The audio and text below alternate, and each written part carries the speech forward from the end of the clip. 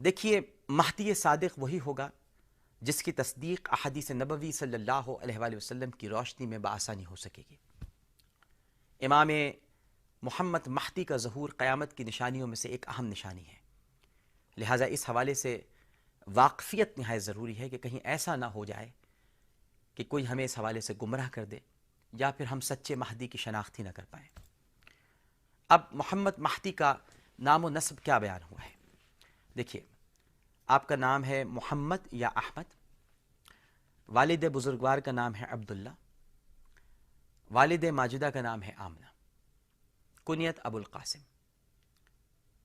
سلسلہ نسب سادات سے ہوگا، ولادت کا مقام مدینہ طیبہ ہوگا، اور آپ ہجرت کر کے بیت المقدس تشریف لے جائیں گے۔ کنز العمال میں لکھا ہے کہ امام محمد مہدی حضور صلی اللہ علیہ وآلہ وسلم کے اہل بیت میں سے ہوں گے۔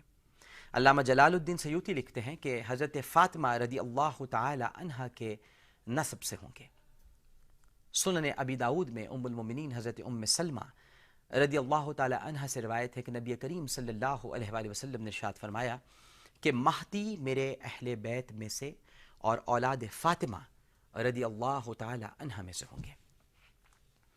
جامع ترمذی اور سنن ابی داود میں حضرت عبداللہ ابن مسعود رضی اللہ تعالی عنہ سے روایت ہے کہ نبی کریم صلی اللہ علیہ وآلہ وسلم نے ارشاد فرمایا کہ یہ دنیا اس وقت تک فنا نہ ہوگی جب تک کہ عرب پر ایک شخص کی خلافت قائم نہ ہو جائے گی۔ یہ شخص میرے خاندان سے ہوگا اور اس کا نام میرے نام پر ہوگا۔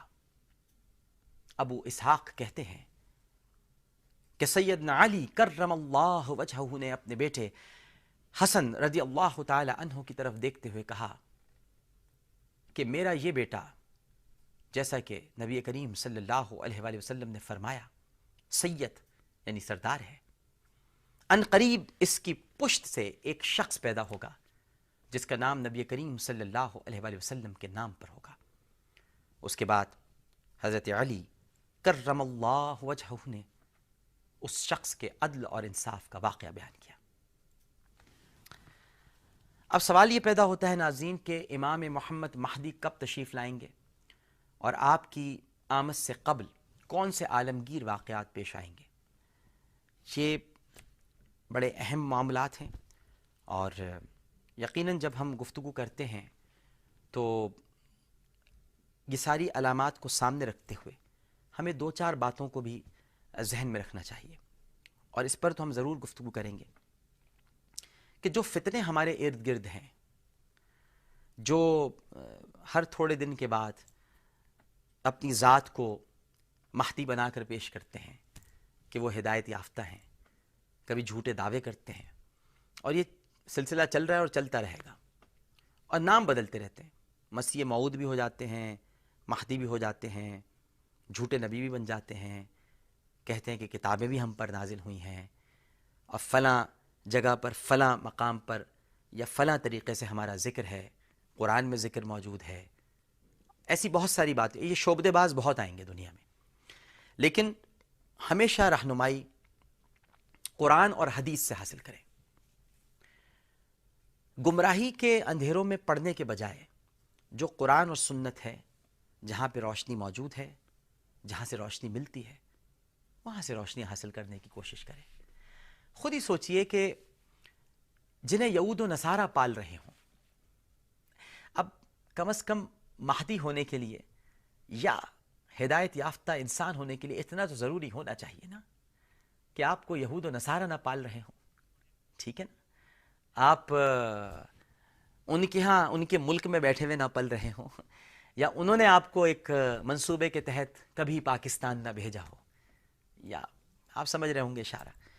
تو جب آپ کو معلوم ہے کہ یہ ایسے لوگ ہیں، ان کے تعلقات یہودیوں سے ہیں، مسلمانوں کے دشمنوں سے تعلقات ہیں، ان کے پیرول پہ پلتے ہیں، ان کے تلوے چاٹتے ہیں، ان کا دیا کھاتے ہیں، انہیں کیسے ہم مہدی مان لیں؟